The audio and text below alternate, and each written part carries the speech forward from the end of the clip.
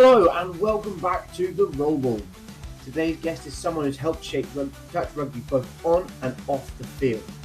Gregg Cropper went from picking up the sport in 2007 to representing England at the 2024 World Cup, where he was named player of the tournament in the men's 45s category.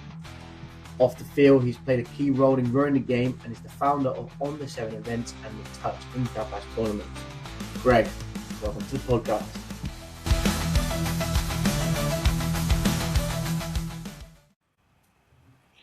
Good morning, gentlemen. How are we? Good morning, Kieran.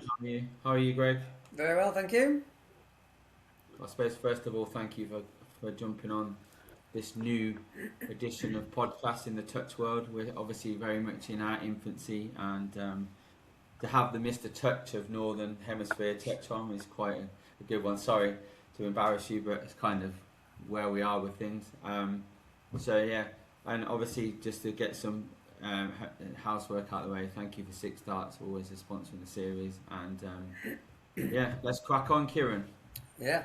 Okay. So first of all, Gregg, tell us a bit about yourself. Who are you? What you're working on? What are your projects? Yeah, sure. So I guess my background within sports was started working in professional sport, the rugby league, back in 2015, probably just before that. But I'd been involved. Sorry, Greg. Look, Kieran's like, oh, rugby league. I'd been volunteering, doing a lot of touch rugby stuff since probably 2008, and then a job came up working professionally in sport. So I kind of thought, well, you know, I'm doing all this for free. I may as well kind of take a job in sport full time. So yeah, I think my background was I was an engineer for 20 years. So that was my kind of profession, degree, and career, I guess. And then yeah, moved into sport 2015-ish.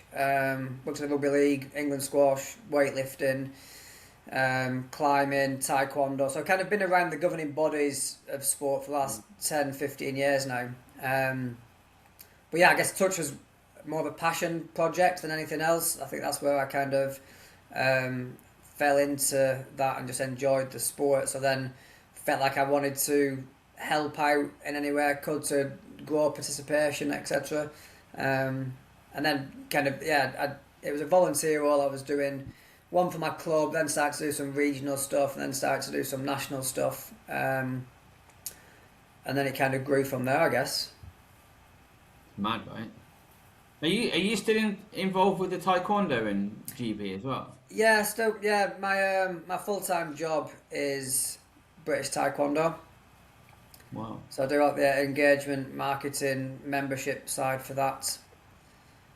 Did you see Jay Jones knock that girl out at the weekend in Misfit? Boxing. Oh my god, I thought she was going to kill her. Yeah, she's moved into boxing now, hasn't she? So she punches like a mule as well, don't she? Yeah. Jesus Christ, man. Oh my god, I thought she'd seriously hurt that girl, but she's kind of the queen of British Taekwondo. And who's the other one? Bianca. Yeah. Who's the... Bianca Field, is it? Yeah, I can't remember her second name. But yeah. Cool. Yeah. Yeah.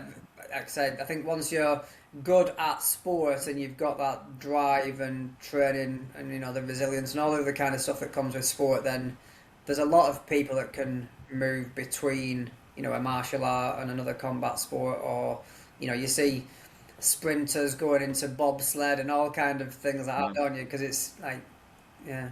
We just have to look at the cross coders that have come through with league to union, union to league. Absolutely. Dominated on a global scale. We look at Sonny Bill being the best example of that. Jason Robertson as well. Stephen Myler from Northampton. Chris Ashton.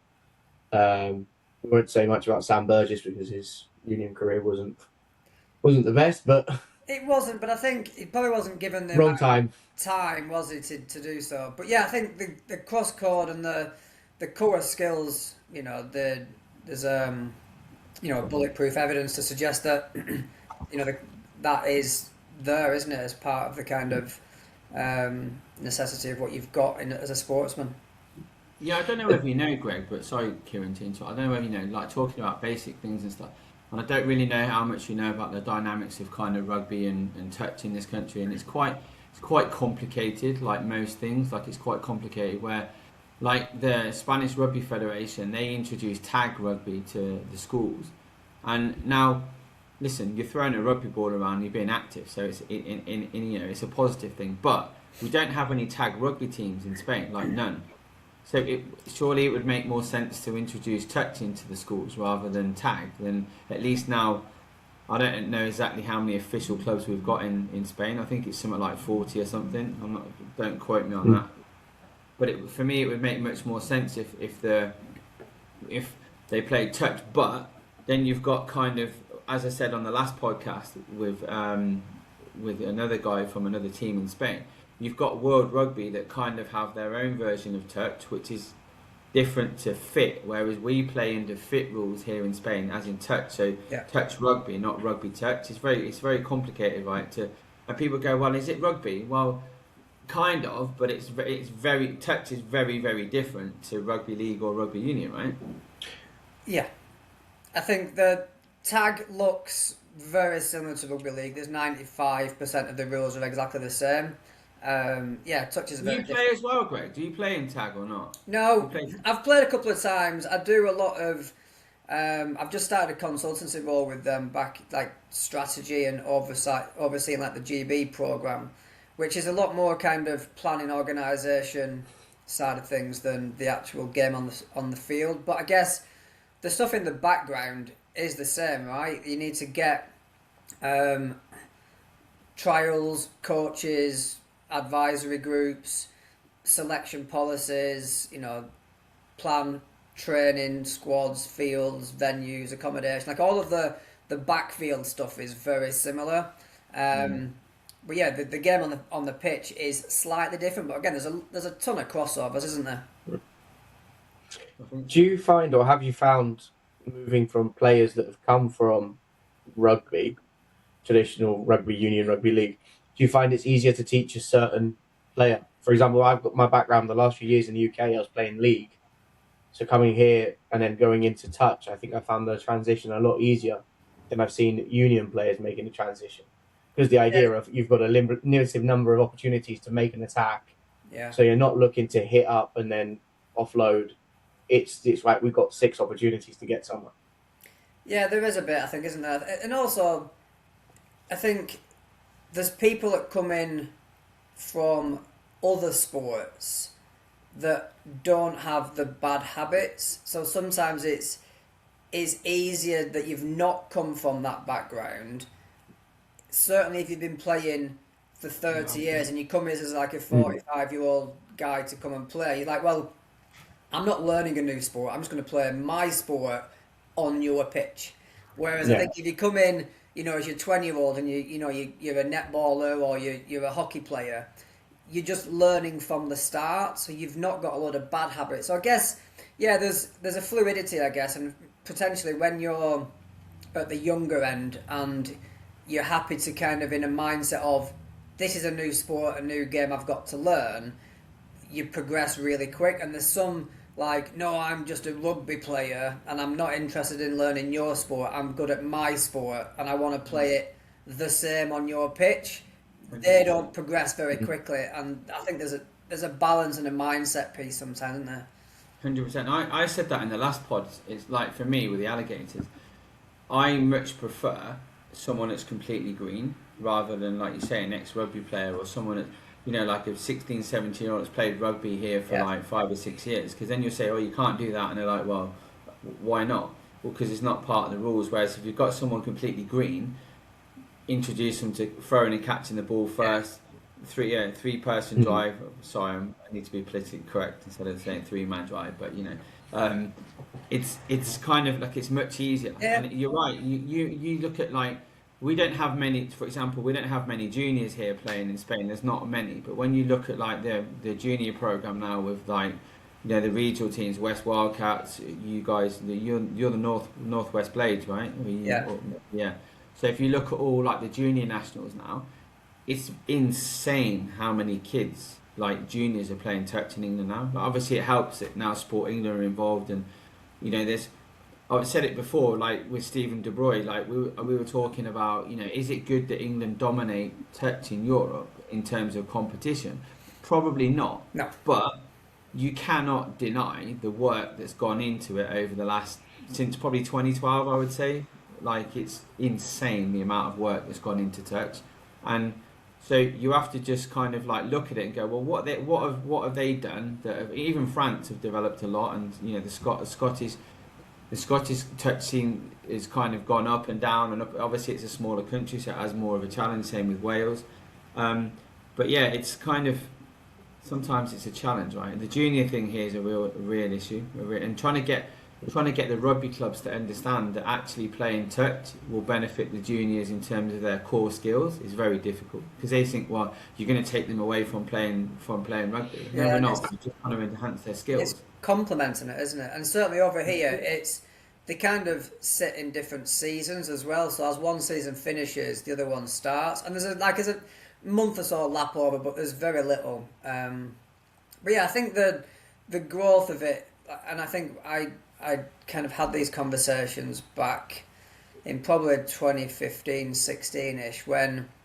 I started to do a lot of work with the European Federation when it kind of existed, of how can me as like the lead of England at the time help other nations progress, because yeah, I always wanted to, I guess my role was then be the best in Europe and continue to get to the top of the global scale.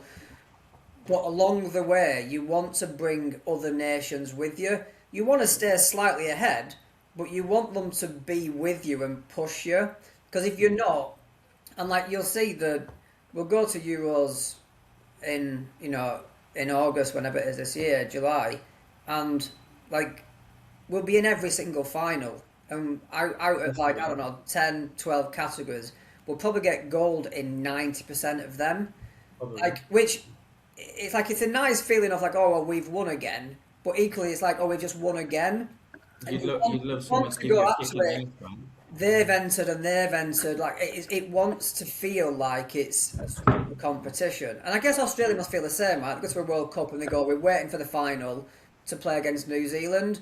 Whereas now they go in, actually, along the way, there are going to be some stronger nations that we really have to like dig deep and play against. Whereas, 2 World Cups ago, they just waited until the final. Whereas now there's some countries and nations, and not all nations and not all divisions in all nations, but there's some teams that are really pushing the barriers, isn't there? So yeah, I think we spoke via WhatsApp about it, and kind of the gap is definitely closing between the Northern Hemisphere and the Southern Hemisphere in terms of the technically. You look at the England men's Open. I know they had a little bit of a disappointing World Cup, but they're a really good team. Lebanon were good. Like, obviously they're full of Aussies, but like they were. And that's the thing, isn't it? And I guess as an eligibility question on that, like, did they fulfill the eligibility rules? Yes. Did they have a training session in Lebanon? No. Like, so it wasn't a Lebanese team, but I equally fulfilled the rules, etc. And I think, England Men's Open have been super strong over the last couple of World Cups, and like there's a lot of mitigating circumstances of like how the draw happened and rain and stuff in other World Cups that have just not seen them finish where they probably should have done. They should have finished third, shouldn't they? In theory. Which has been a shame. Like, it's happened a couple of times. The draw's been like against them a couple of times. Like, it's been a shame. Really, they've never kind of shone where they should. But like you see them in the poor games against those strong teams, and they're very close, and they're competing at all levels, like against the top teams all the time. Whereas you go back, a few World Cups, and all of the teams were getting beaten by 10, and it was always like 0, and now they're scoring, they're competitive, they're reading the game, the agility, the speed, and the depth of the players as well is like some of the players that didn't make the final cut to play for England would have been a captain for the next nation within Europe. Like, they would have been that good a player. Whereas the depth in England now is so deep. Like, even the best players within Europe are not getting selected because they just not good enough in England. It's mad, right? That's what I understand with England Touch. Sorry, Mark, is that change has come since 2012, 2013, right? Where they lost the Euros, and then this whole selection process started, and it became more of a not professional, but a more decided choice going forwards. Like, we're going to take the best of the best and grow everyone. Yeah, I think there's a concerted effort. We changed the process from just turning up in a field, doing some drills and skills, and it was who you knew to make the team. And then whereas it went, and you always want to stand out in a trial, right? You don't want to play as a team. You want to be the person that stands out, that can do the step and the long ball. But like, you still need people to drive the ball. You still need the setters and the kind of workhorses. But nobody wanted to do that in a trial, so we moved away from trials into a regional setup. So everyone was kind of developing their own regions, and then when you come to the national event, which was the selection event, you were entering as a team. So winning as a team made you like stand out more than it was as an individual, and that kind of like became like, I guess, the catalyst of, we got more people in the system because we didn't just pick 20 odd people. We ended up picking a wider, deeper, and you were training regionally at the same time as well. So yeah, there was a lot of changes back at that time, which have certainly reaped rewards now. And I think equally, I think it was 2014 when we put our first youth team together, and it was just us versus Wales, like a pre-Euros game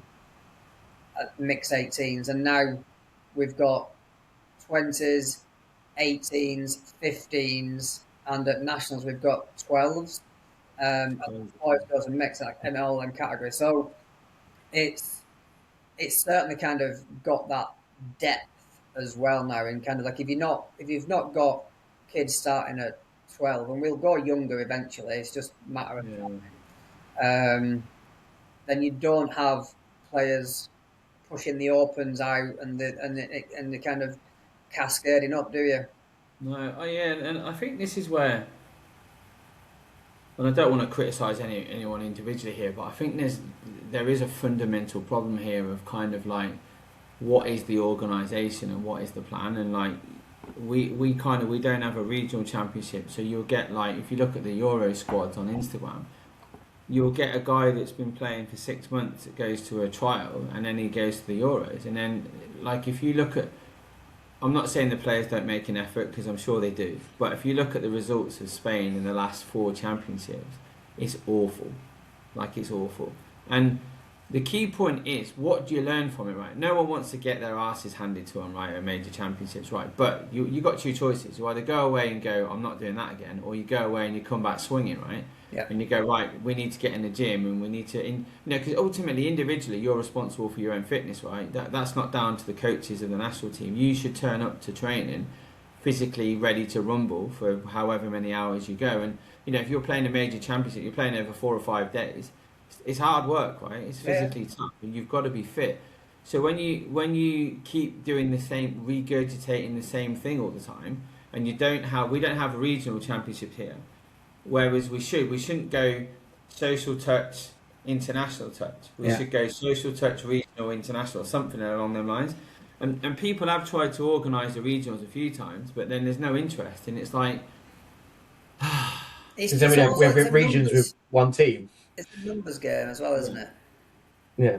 But I don't think we'd have the teams localised or regionalised enough to do the regions as they have done. You start the regionals from the beginning, right? First year 1, mixed open only. Year 2, when it expands a bit, women's or men's open, whatever it is, whatever. Yeah. And then year 3, split north, south, east, west, rather than what they have done in the past, which is like counties. Yeah, I think it can be done, but yeah, and don't get me wrong, like it didn't work perfectly in the first year for England either. Like it's evolved over time, and it's grown over time, and it still needs to be quite fluid, because the opens, they'll be full, like they'll be filled. And to be honest, I think last year it wasn't actually. So not all of I think the women's in the age categories was like none of the London teams entered at all last year, so it was a weird one. And even the age categories in men's and women's, there's big gaps. Like that region will enter the 40s, but they won't enter the 30s, and then the next one. So you end up having a mismatch across. But again, you just got to be fluid and just go, well, who's got what teams that they want to enter? Right, we'll create the tournament around that. And I guess touch and tapas is kind of a bit around that. Is we have a men's, women's, and mixed categories, and you can enter 30s, 40s, 50s, etc. But then I look at who's physically entered, not just the category, but what country they're coming from, who are the players inside it, and then go, well, albeit you're a men's, 35 team from mainland Europe, you're going to be playing against an England men's 45 team. You are younger, and in theory, on paper, without knowing anybody and where you're from, you should win. But knowing the country and knowing the development level, I would match them together to go, well, you're a bit younger and faster, but they're a bit more developed. And you I can match the teams quite well in them spaces, which I think gives a better experience for the players when they arrive and they're playing. So you've touched on it there, touch and tapas. Do you want to explain to the audience, our listeners, a bit more what is touch and tapas and what is on the 7 events?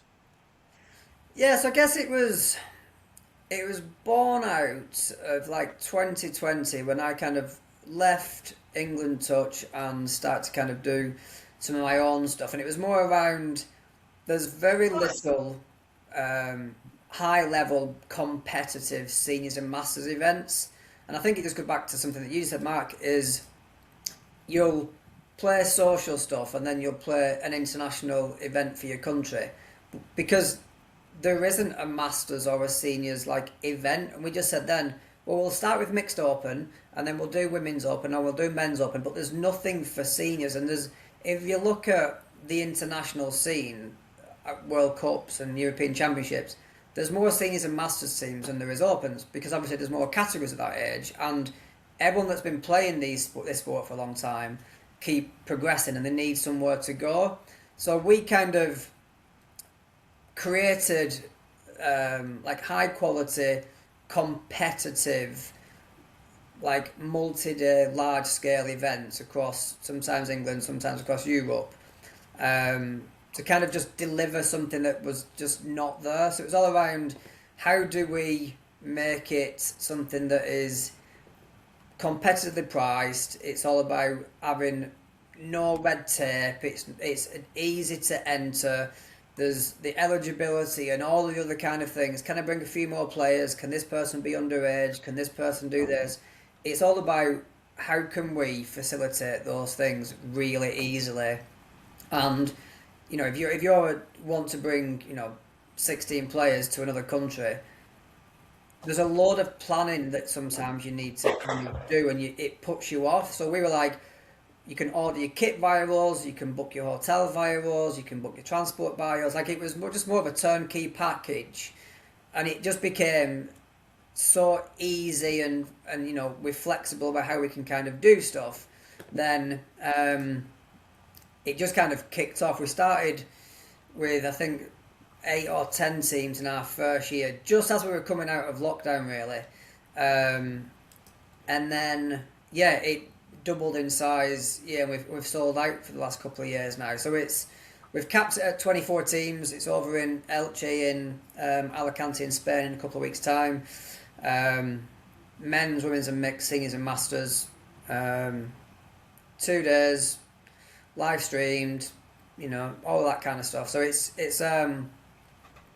really looking forward to it. Kieran, can I just butt in here a little bit? Is that all right? Yeah. Yes, Joe. Yeah. So Greg, I've got 2 questions for you. Why do you think there's not an interest from the Spanish teams? Because obviously you and I have spoke about trying to get the alligators down there, and logistically, from our there's 2 points from my point. I'm not quite sure we're ready yet in terms of that level, because I don't want to bring the team down to Alicante to get splattered, and we're getting there. We're getting there slowly. And secondly, Yeah. So the first question. Answer the first question first. So, Yeah. So why do you think the Spanish teams don't enter it? well, that being said, they have this year. Oh, you got the men's 45s, right? There's men's 45s, and yeah, so they're coming this year, and the men's open are coming for Sunday. So Right. again, I think it originally, when I've spoken to a few people, they felt it potentially was a touristy event and wasn't really like, because it's not really branded Spanish and it's a gimmicky kind of name. I don't think they felt it was kind of for them, and I think this year I met a guy that kind of played in my All Stars team last year, from America, runs the kind of like program in Spain a little bit in the kind of performance side, Kevin Tracy, and he's started to kind of push to go, well, you should go. It's virtually on your doorstep. It's a great opportunity. You can play in this. Like again, it's if you're at the national team in Spain at the men's 45s, 50s level, who are you playing against each week or each month or each training camp to get better? It's like, this is a perfect opportunity to like, we'll go, see how we get on, and then there's a load of learnings before we get to European Championships. And I think the same conversations was with the Men's Open. Even though that this is a seniors and masters tournament, I know that we've got some men's 30s teams that are entering from like England and kind of them kind of, and the Netherlands, that are already strong enough to play against a men's open team from Spain. So competitively, we know that it's fine that they will play, they're a younger age, but level on the pitch will be perfect for them. So yeah, it has been an interesting journey, I think, to get the Spanish teams to come.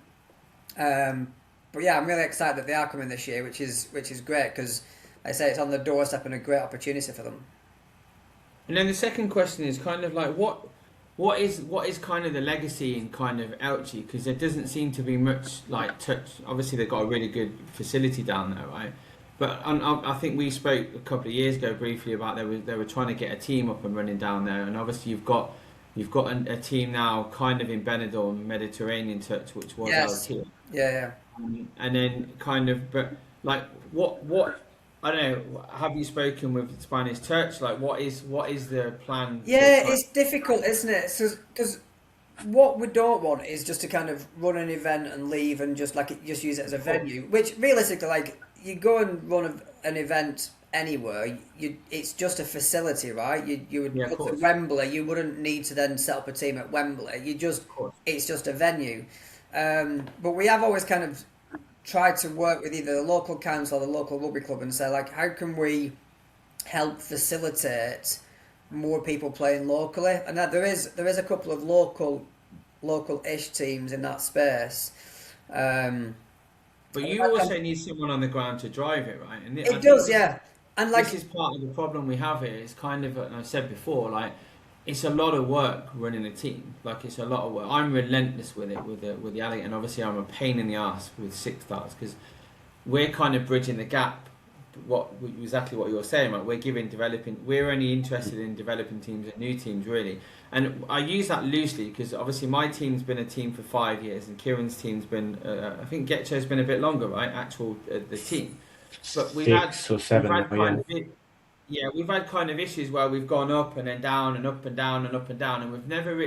From the Alligators' perspective, my first season we got promoted to the main league in Spain, and we were straight back down again. And it was like, well, we're not okay. We're a team for 5 years, but we're still in that development transition, because we're not a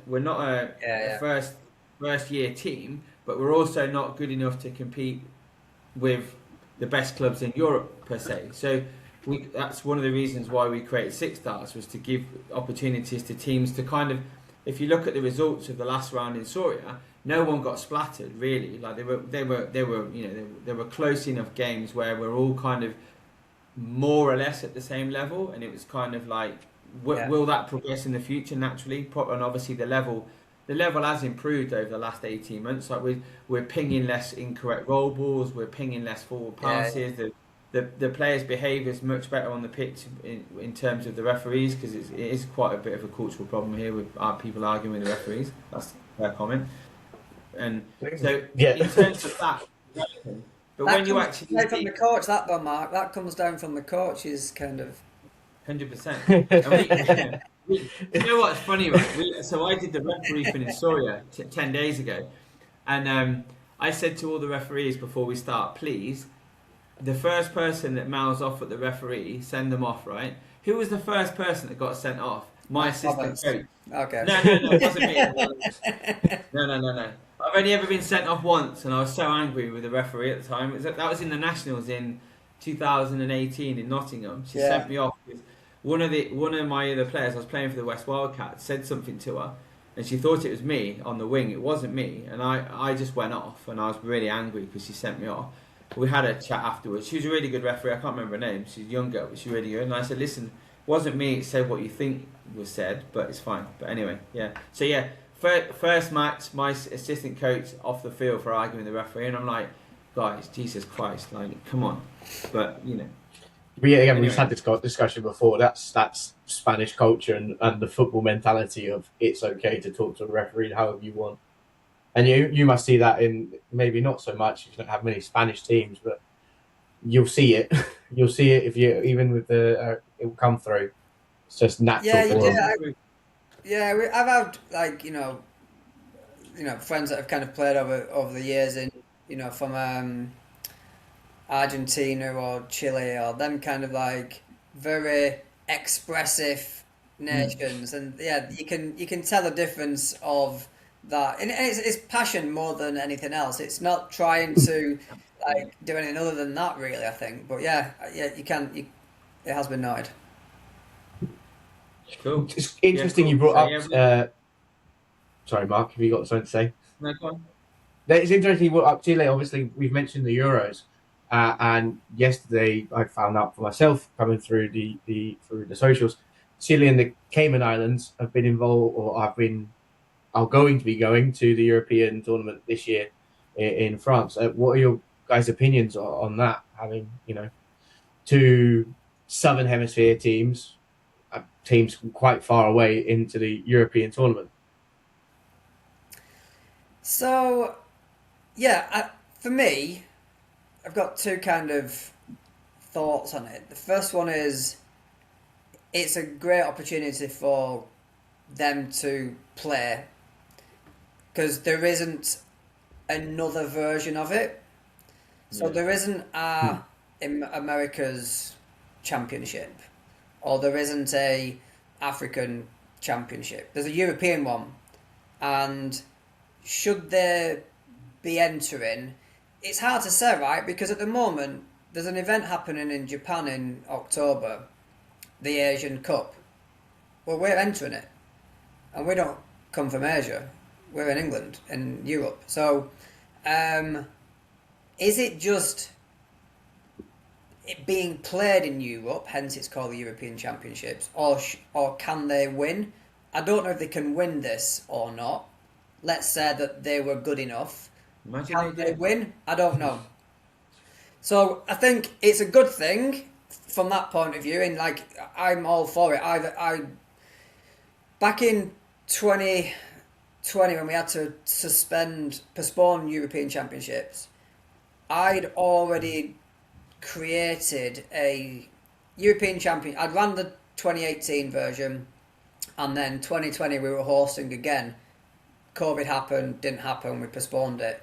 But in 2020/21, the idea was you'd have a European Championships and then a standalone event that was kind of side by side to it, and you would enter anyone.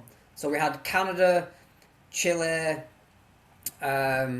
America, I think there's like UAE, I think there's 6 other teams that were not from Europe entering, and the idea was all of the pool games they would play in. The points wouldn't make any difference for the European countries, and then on finals day they would come out and play their own mini tournament of, let's say, Chile and Argentina entered the men's open, they would then go and play each other in a test series, and win the South America Cup or something. Whatever we called it. I mean, it was called something generally standalone on the side, but they'd entered, they had the opportunity to play all the teams, and then it kind of went out and they could still win something.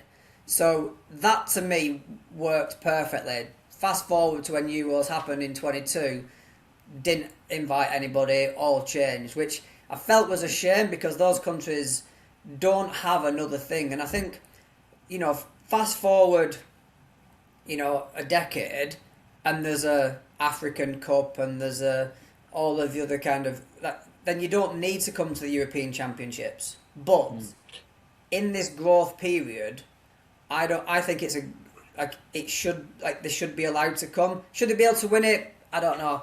I think I'm not overly fussed if they can or not, because I think the chances of them winning at this stage of their development is slim. But I think everyone will be like, yeah, come along until they win, and then they'd have an issue with it. But I think that's the same for, let's for example say there's, and I think there's a likeness here when I talk about the touch and tapas event, is if you live in a country that has got mixed open teams and men's open teams, and you've not got any seniors and masters, just because of the depth of people playing, there's just not enough to enter a team. But you get to 30, 40, I don't want to play mixed open anymore, because I'm going to be playing against all of these young players, and I don't want to, but there's nothing for me, so it's the only team I can play in.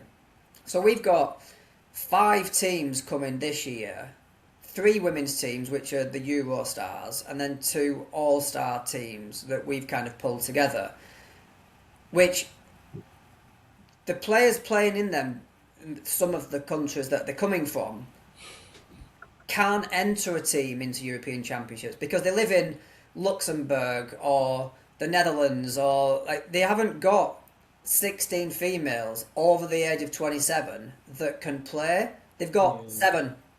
So either you play in the Opens or you don't play.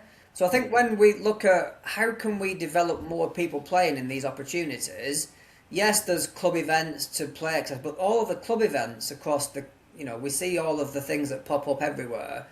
They're all mixed open, or they're all at least open events. There's no seniors and masters events that you kind of on the circuit. There's a few more happening now, but we kind of started that, and a few more have gone, actually, there's a need for that. So I think going back to your point, I think it's a great thing they could enter.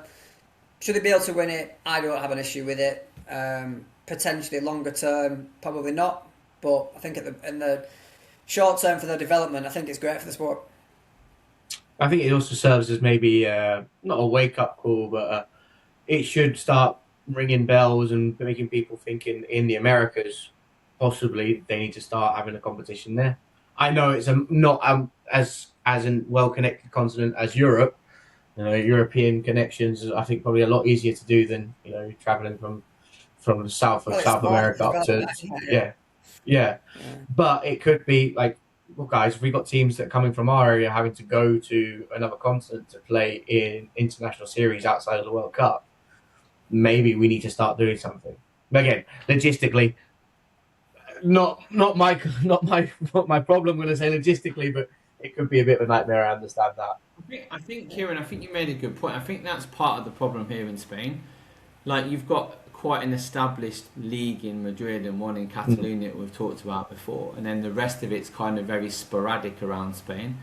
And for us, for example, like, to travel down south is 7 hours in the car. To travel to Barcelona, it's a 9-hour drive with stops, and it's like, then you can fly, right? And then it's cost. And like you talking about the juniors, which is a whole different ball game. We had, like, in Soria last weekend, I think there was 24 juniors playing across the teams, which was like, it blew my mind, right? It blew my mind. I was like, this is fucking amazing. Sorry to swear, because we've never been to a tournament with so many juniors playing. And we have a lawyer within the Six Darts brand that looks after all, because obviously, here sometimes the constitution and the legal requirements are quite complicated. So Yeah. Laura looks after that for us, and we've got parental consent forms, etc., that they have to sign before they play, and they have to have insurance with either Touch Spain or the Rugby Federation. So we're all covered legally. But it was great, but then with There's the brilliant juniors, moments where you had another- parents and children playing on the same team, which is just incredible to see. Amazing. It's Sodia, the green team from Sodia. It was mum, dad, son, and that was the one pod of 3 on one side of the field. And it was brilliant. Nice. But then you've got a whole different set of challenges logistically, because if you create the junior program, which is fundamental for the future of the sport, you've got your mum and dad have got to travel with the kid, and then you've got more cost for hotels, more travel. So it's kind of like it's finding the balance between that logistic cost, etc., etc. That's also a challenge, and obviously because if we put a junior program together and then we invited everyone to I don't know, go and train in Elche, for example, they've got to stay down in Elche for a few days, and it's kind of like it's really hard here, Greg, to find fields. Like it's really hard to find fields that are very not just fields. You've got to look at accommodation now, and I think it's not to get into the ins and outs of what's going on in Spain and accommodation and prices, but lots of major cities, their prices for tourists or anyone that's not in. So you're looking at Airbnbs and stuff like that. It's extortionate, even just for a weekend. So that does make a challenge for us. We look at going to places, big cities that are well connected: Barcelona, Madrid, Valencia, Elche, Malaga, Sevilla in the south. Just the cost of accommodation just offsets everything. It's normally the cost of accommodation is double, if not more than 50% of what the cost of travel is. Which does say a lot of people going, "Wolf." Go on, yeah. So I'll give you an example, Greg. We're doing the final round of Six Starts in Madrid in May, and obviously it's a kind of all sport kind of stops between July and September. Like everything more or less stops, more or less. So all the fields are normally owned by the town hall, so they close them for the summer, apart from summer camps and stuff. So we don't really do anything from July to September, which is also a problem because you're losing 3 months of the year in terms of development and stuff. Yeah. It's a whole different issue that I don't think will ever be resolved. It's a cultural thing again with people holidays and stuff, and like the Rugby Federation in Madrid I won't talk about figures on here, but they want an extortion amount of money to rent the field for a day, and it's like I can get my fields for free pretty much any time of the year, 2 fields for free, because I have amazing support. Same with the guys in Getcho. So what do? We're trying to keep it as cheap as possible in terms of developing the game. Then are you spending 80% of your budget for an event on the field? For me, it's insane. It's insane to do that. It is. But Agreed. I think, there needs to be a bit more of a thought in that, I always think, is because I put like a proposal through to Elche a while back of bringing another kind of event to them, and I did the figures of like how much money we would bring into the city, like in terms of like we're going to bring 24 teams of an amount of people, etc., and it ends up being like an absolute ton of income on just secondary spend. When you kind of look at it across, well, there's going to be accommodation, food, drink, transport, shopping, leisure, all of that kind of stuff. The economic impact, I reckon, over like 3 days, you can be like €250,000. The amount of people that are going to be kind of in the city. Now that's where you think, well, given the venue availability for not a lot or free, you're like, well, there's a massive impact for the city to bring them in, and certainly when we're coming in March, it's not a touristy kind of time yet. Hence, we've got hotels, easily available because it's not summertime for a holiday yet, is it? So, yeah, it sometimes it's a bit counterintuitive to make it too expensive to hire. Then you're like, well, you're missing out on, $250,000. Yeah, we don't have that problem here because our mayor. No one wants to go to Arroyo. Hey? No one wants to go That's to the Arroyo. problem. It's arse end of Yeah, nowhere. coming here is a challenge because you have to either fly from Santander and drive 2.5 hours south, or fly to Madrid and jump on the train, which is an hour on the Renfe, or 2 hour 20-minute drive from Madrid. But the only thing that we're kind of obliged to do is if we organise a tournament, the mayor says we want all the players staying in local hotels, or the after party has to be within a local restaurant. Yeah. No problem. And the impact of that, our town here is like 25 population, about 25,000, and you imagine if last September we had 11 teams in September for the first round. Hopefully this September we'll do 14 teams. So you imagine if we fill like one hotel and then fill a restaurant full of food, you're talking 5,000 or 6,000 euros just for the after party. Yeah. The bar manager's like, oh yes, please, kind of thing. So it is about using common sense and looking at the bigger picture rather than, especially like when we play in May or September, the rugby season hasn't started yet. So we're strategically looking at when we can get it. Listen, you can play touch on a hockey field. It doesn't need to be a rugby field, obviously, or a football field. So we strategically look at the calendar where we can go, where it's not going to impact either one or another event, which has no benefit to anyone. If we organise around the same weekend as Touch and Tapas, it's a stupid thing to do, right? It's a stupid thing to do because we need referees, you need referees, you want the most impact visually as possible. So if we do the same thing the same weekend, it's a stupid thing to do, right? Yeah. So we try and organise our events around being out of season for other sports, or certainly where there's a free weekend. That is a challenge, but it's definitely doable. And then obviously in June it gets hot, and July it's hot, but Yeah, agreed. It's a tough one. Anyway, Kieran, what else we got, my friend? I think we've covered everything. You've done the same as you do every time, Mark. You've asked questions and we've touched on topics without me having to ask the questions. Sorry, mate. I won't join the next one. I'll close my mouth. It'll be just a silent pod. I don't think we've discussed the next one. I don't think you're going to be. You don't want to do the next one. Too much of a nerdy thing for you. Oh yeah. Yeah. Kieran's into Warhammer and all these like figurines and stuff, right? And he was talking to a guy yesterday that's got a massive following on Instagram, and I was like, I'll step out of this one because that's way above my payload. And I can do Lego, but I can't do Warhammer and games and PS5s and all that kind of thing. No, I don't do any of them things. I do Lego with my 8-year-old, but I'm not creating like a Starship Enterprise or anything. It's just characters from Disney. Right, cool. So are we doing the 6 questions, 6 touches? Yeah, that's what I've got left to say is the 6 questions, 6 touches. Yeah. Wait, just quickly. Sorry.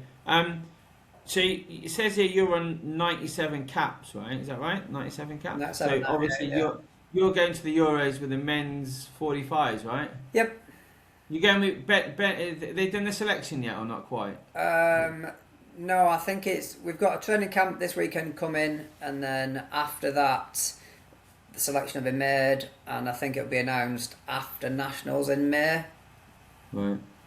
I'm assuming you're hoping to be selected. I would be hoping to be selected, yeah. We've selected a team that's going to the Asian Cup in Japan already, which is after. We had to select that team. That's not till October, but we had to select that team already because entry, payment, etc. But yeah, hoping to go to European Championships this summer. And you've got quite a lot of the guys that stepped up from the men's 40s to men's 45s now, right? From last year to this year, we got 3. So we had Ben Blackburn, a mate of yours, Christian Prinzo and Joey Hartley. So yeah, we've got a strong team this year in comparison to potentially what we had last year. Not that last year was bad. It was just we had a lot of debutants because we had like a big World Cup year in 24, and then I think we only had potentially 4 World Cup players in our last year's squad. So everybody else kind of either cascaded or dropped out for a while. So we had a lot of debutants last year, and then now we've kind of bolstered that with a few additional players, a few others that have come back that had a year off for World Cup year after the World Cup year. So yeah, we're looking a lot stronger this year. Can I just get the door? It might be Amazon for my wife. Give me a second. Yeah, that's my life as well, mate. Yeah. So you said 97 caps, so you're looking for number 100. Anything special planned for 100? Any celebration? Anything you're gonna pull off on the field?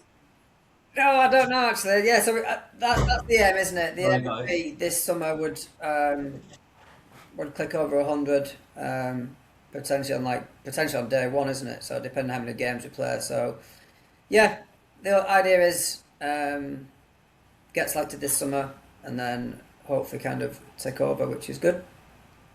And to push past 100? What's that, mate?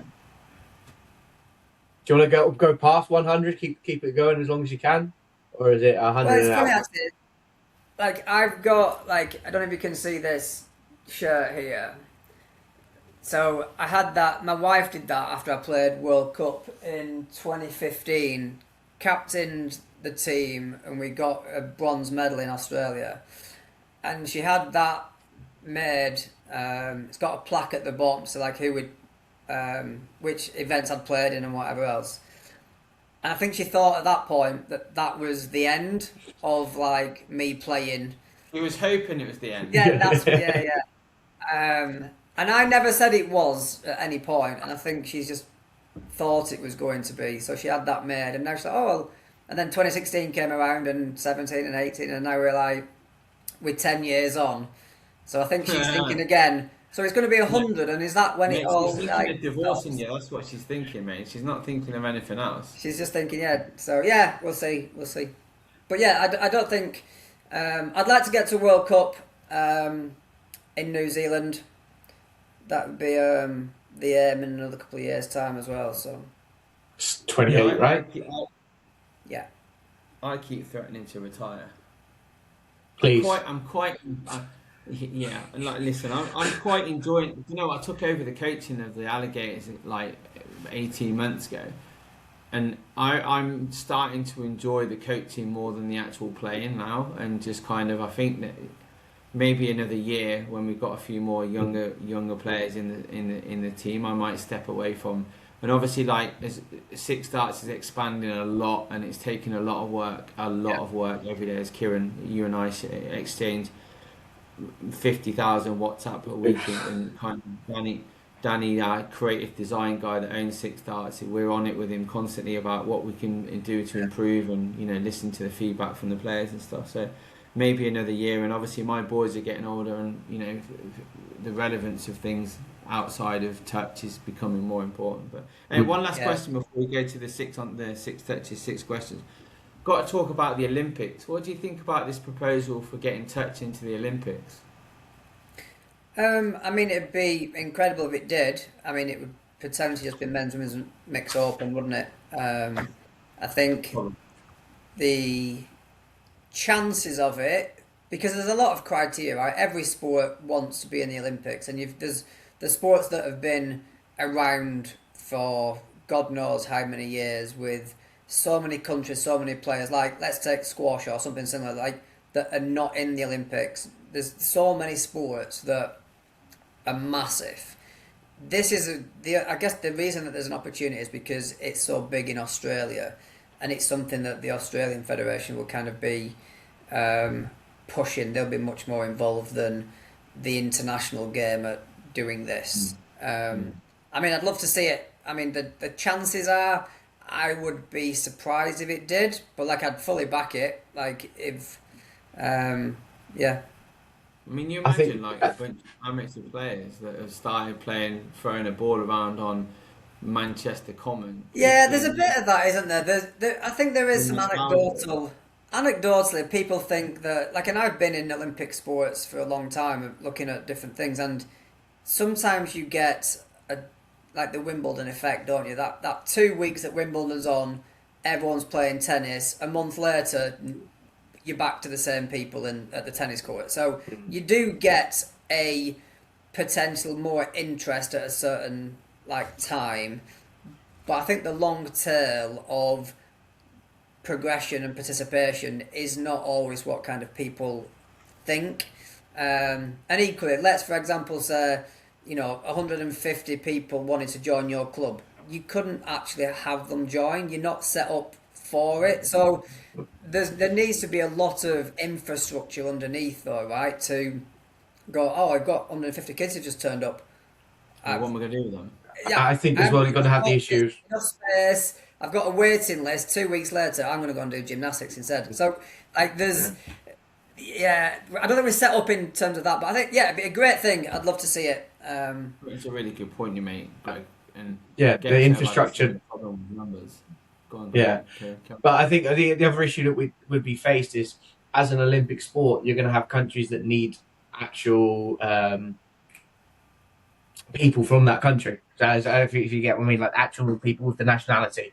So you're going to have a lot of these smaller countries that rely on expats who just have residents to play, will then struggle to fill in. I don't know the eligibility. Is it not for Olympics? Will they not require more nationality rather than residency? No, I don't think you do. But yeah, I mean, remembering that at the World Cup in touch at the moment, we still say it's like the elite and it's the top end, but it's purely participation, right? Like anyone can enter. Yeah. If you've just got a team and you pay the money from a country, then you can go. Whereas the Olympics would need some qualifications. You'd have to train. You couldn't have physios and everything. They would limit it, right? They would limit it to 8 teams or 16 teams or whatever. It couldn't go on for weeks and weeks. It'd have to be only a shootout over a couple of days, right? Don't know how they would do it. I guess if you're gonna, the idea would they might just have mixed, though, right? They might just go mixed. Mixed opens, anyone, yeah. I don't think because it might, like, if it's going to get in, it would purely be one of those like try out sports in the first year, because you're the host nation, you can choose an additional sport. Cool. I can't see it being all 3 categories. Great if it was. But yeah, we'll wait and see. It's interesting though, wouldn't it? If you've only got one team for the Olympics, oh my god! But I suppose it's a little bit similar, but on a lesser scale. When O2 Touch kind of exploded in 2015, 2016, right? That had a major impact on the development of the game in England for sure. Oh yeah, right? Yeah, and it got messy. Mental, right? It got very messy for a while, and we had I signed that deal originally with the RFU, and it was very much. They were doing it anyway, and I was like, well, let's work together, purely because you creating a new game is not helpful for anybody. And the reason that we're like, well, you've got the people on the ground, but we've got the skill set and the qualifications and the pathway. So it's all right, you're going, oh, we've got this new thing, but you can't play against any other country ever. Only we can, and no other country's playing the version that you're proposing. So there's what we don't want to do is have that kind of pathway into nothingness. And I kind of always go back to the analogy of like Zumba was massive, and then there was no Zumba championships, so everyone stopped doing Zumba because people like, oh, I'm good at this. I'm like, oh, boom, finished. CrossFit would have been the same until they created the CrossFit Championships, and there's a pathway, and if I want to just go at my local box, I can, but I want to like compete and do these things, whereas it's exactly the same thing. If you don't have a pathway out, like you can go and do a sport for 8 weeks at a school, but then if they go, oh, I really love that, Dad, how do I go and play?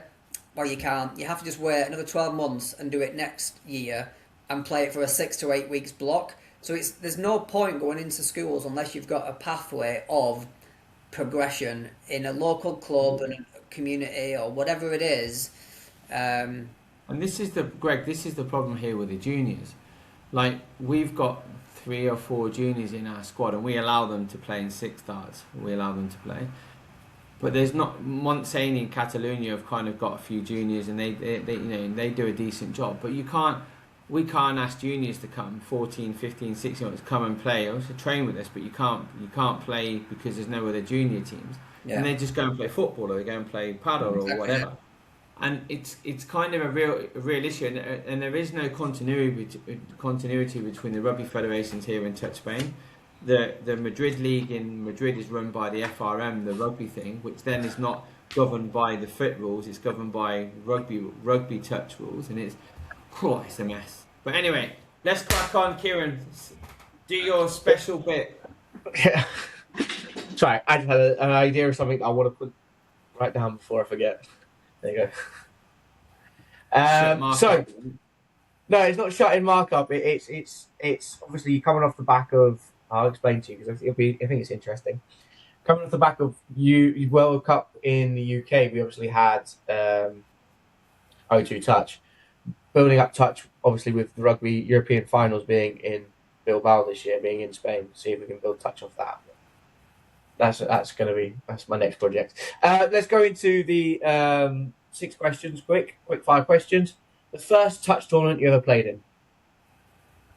First one I ever played in, I think it was a national touch event. I played in a local league to start with, so there was a local league in Manchester, and that's how I ever kind of like played anything that was semi-competitive. And then I went to play in the NTS, which I didn't know it existed, and then someone said, "Oh, let's go." Played against teams that some of them, like, they had full kit, they came in a camper van, they had everything set up, they had guitars they were playing, and I was like, they had positions, and I was like, what the hell have we come to? So that was, people were running past us, scoring, we had no idea what was going on. So yeah, it was a funny old first competition in the fact that we didn't know any of them things existed, because we thought we were okay playing in the local league at like semi-competitive like rules and everything. It was a shock to the system. I spoke with Kieran the first podcast we did, and he asked me like what's the first competition or what's the toughest one. When I went from playing at Banbury to the Nationals with the Wildcats, it was just it blew my. The first year I was so bad. So I think that's the first time I met you actually in 2018, and I went back the next year, trained a bit harder, but it was just brutal. I was like, the ball was bounced. I was like, whoa. What happened then? Yeah. Anyway, continue. Sorry, Kieran. Yeah, no worries. Next question. As I always say, I'm still looking to beat Mark's answer for this question of someone just to do something better than a kebab. Even though I think me and Mark, our next tournament in Ghetto, we're going to go find that 2-meter doner that I sent you the other day, or 2-meter durum. So, your go-to post-match meal? I think probably Nando's. Yes. Done it. You smashed it. Absolutely. Yes. I haven't had a Nando's for about 6 years. I was going to say last year was when I was living in the UK, so that's almost 10 years ago now. Yeah. Wow. Jesus. Yeah. Oh, I'm going back in April. I'm having Nando's. Chicken guy or a medium chicken guy, Greg? Say again. How do you go with the chicken? Are you lemon squeezy, medium, or just medium. I like to just I'm like to taste the chicken rather than the chili, right? Not really a spicy one, no. But I think you can just turn up and get it really quickly, and then when you want to leave, you don't need to wait for the bill and all that. You just go, like, it's perfect. So yeah, I'm a big fan of it. Great. For our Spanish listeners, Nando's is, or international listeners, Nando's is Portuguese chicken restaurant in the UK. There's pretty much 1 or 2 in every big city, and you have a scale of how you want it with spice, and it is. I just think, I'm happy now that I've actually found someone that's got a decent post-match meal. It is wonderful, and it's now made me want to go get one. So, absolutely. When I've got a weekend in April that I'm in the UK, I'm definitely going for a Nando's then. Your favourite? Rollball's going to deliver the Nando's to Spain, but we've got a Five Guys in Madrid now, though, right? Yeah, it's Five Guys. It's Five Guys in Bilbao, but it's Five Guys rubbish. No, definitely not one in Valladolid, that's for sure. Again, arse end of nowhere. Favourite touch skill or move? Favourite touch skill or move, did you say? Yeah. Yes. I would go sweeper pickup. I knew you were going to say that. Watch Gregg's videos. Yeah, that's pretty much my go-to, right? Yeah. The link that's outside me that sweeps all the time, they're just like the decoy for all of the time. I never pass it. Okay. The hardest team you've ever faced? Ooh. Probably. Angry Saxons in DTS in 2017. Yeah, after them. Absolutely murdered us. After them. No, I'm joking.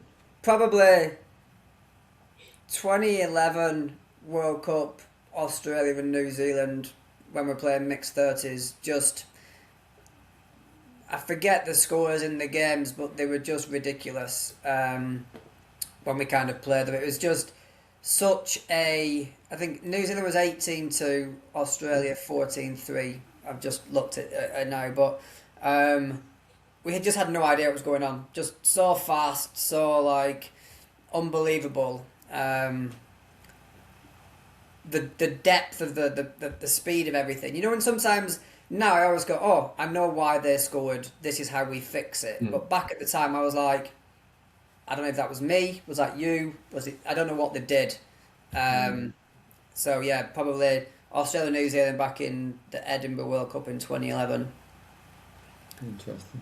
Everyone's always had their asses handed to them at some point, right? Yeah, I mean, to be fair, like in that, we progressed massively in that. So we played against South Africa in the pool games and we lost 10-0, which was the only game that we played all day as a nilled game. And then we played them in the semi-final, the bronze medal match, and we lost 4-3 in drop-off. So that's how much we progressed within the week, from losing 10-0 on the first day to going to drop-off 3-all. Ended up 3 versus 3, and lost by 1. So progression was that week's key. Wow. Okay. Most underrated player in the England setup at the moment? Underrated? Yeah. Oh, wow. I bet there's a few, right? Most underrated player? That's a tough one. Or maybe if you can't do it in general, maybe in the most underrated player in the men's 45 squad, if that's easier. I mean, that's niche, right? There's not that's very niche audience we're talking to now. To be honest, I think rather than saying a person, I would say that like what I think is an underrated skill is the platform setup player for anybody that's about to scoop or run a playoff. Like if you're trying to run anything and the person doesn't dump it strong enough, clears the ruck, that person there like is the key. However good you are to pick up, scoop, throw the long ball, whatever it is, you can't do any of that unless the person in front of you dumps the ball, hitting the right line on the right defender, getting out of the way and making that space. So I think that as a skill is super underrated. And I remember when I used to play back at Chargers back in the day, we had a couple of girls that would be... Our team was built around two, 3 girls that were like the linchpin to all of that happening, and they could dump the ball perfectly, clean the ruck out, and then the people that were then picking up and scooping and doing the stuff afterwards looked like they was like had a load of space and they'd done a load of great work, but it was the person just beforehand that set the platform was the biggest key. And I think, so I'd say that's more of an underrated skill rather than a person. There's a lot of people that do that, and it's the thankless task, right? That's why nobody wants to do it in a drill or as a trial. You don't stand out by doing that. Yeah. The person that's picking up and doing the stuff afterwards stands out, but yeah, that's the underrated skill, I would say. And I've got a few players that play in my men's 45s that do that really well, and it will probably never get any, like, they never got a spotlight shone on them for doing that. I certainly say that was great, it was perfect, but you wouldn't notice it, I guess, from the opposition or the sideline or whatever. Nice. Okay, and then final question: if you could host a tournament anywhere in the world apart from the ones you currently do, where would it be? Oldham.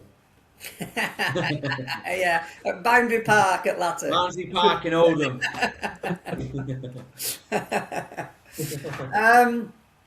I'm We a were knob. close. Sorry. We were close to doing an event in Abu Dhabi a few years ago, and again, COVID hit everything. And the venue there,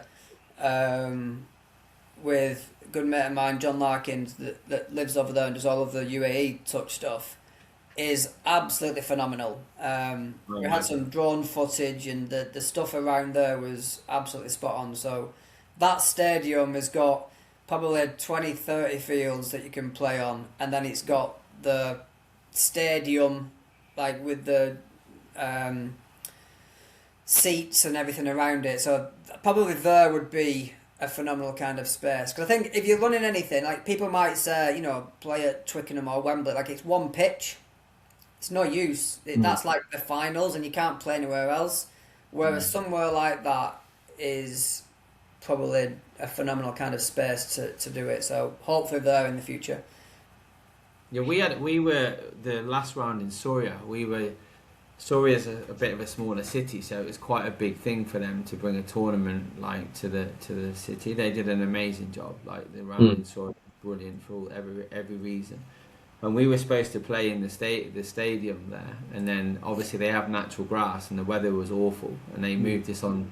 They moved us out the stadium into like the football field next to it, which like was kind of slightly disappointing, but like it is what it is. And the weather kiboshed the pitch because it was natural grass, and it's kind of like that was a shame. It would have been nice, but Yeah. They still filled the mini stand. There was a smaller stand, and it was still full of people mad. like watching. It was Yeah, mad, the amount of people that were watching. you played against Soria, and you were just playing against the home side, and it was Yeah. mad.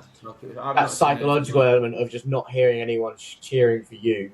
They're like boo, boo. Yeah, and they did it. Soria did everything right, and there was big shouts and cheering. You're like, Jesus Christ! Like, it really gets in your head. You're shit. No, it wasn't like that. That's just me to you. Yeah, that was Kieran.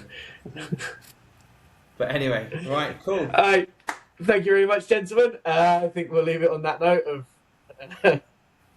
I have no further questions. We have covered everything I wanted to cover today. Mark's finally run out of words for the day. Oh no, I haven't. I could talk for another hour. Don't worry about it. I've got an hour-long audio coming in this afternoon at some point. Yeah. So I suppose the last thing, Greg, thank you so much for joining us. Good luck with touching tapas, and hopefully we'll keep talking and we'll do something together in the future. So I know we spoke briefly about doing something here in Valladolid, but it wasn't possible with the fields, with the dates and stuff. But certainly we'll look at doing something with you guys in the future, and kind of, trying to develop as much as we can. And we're very stupid if we don't tap into people's experience and kind of knowledge and connections and stuff. So anyway, love to the family, my friend. Thank you much. Thank you very much. And cheers all. Kieran, Appreciate it. thank you very much. Thank you for coming on. Cheers. Catch you later. Bye.